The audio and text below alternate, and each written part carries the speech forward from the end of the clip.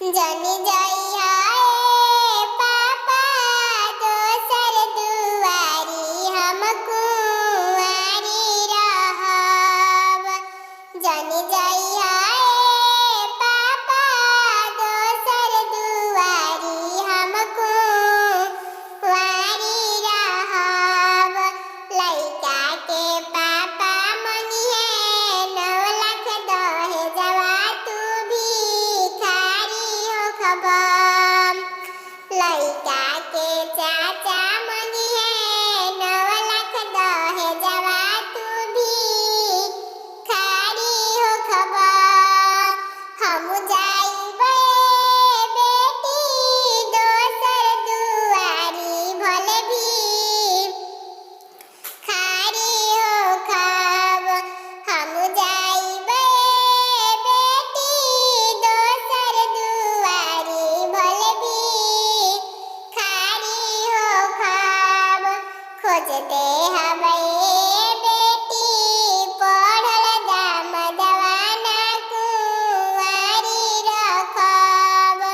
खोज देहबै बेटी पढ़ल दामदवा ना कुंवारी रखब। बन जइहा ए बेटी महल की रानी ना कुंवारी रखब। जन जइहा ए चाचा दोसर दुआरी तू भिखारी होखब। लइका के चाचा मंगिहे 10 लाख दहेजवा तू भिखारी होखब। लइका के चाचा मंगिहे 10 लाख दहेजवा तू भिखारी होखब। हमू जाइबे बेटी दोसर दुआरी भले भिखारी होखब। खोज देहबै बेटी लइका सरकारी ना कुंवारी रखब।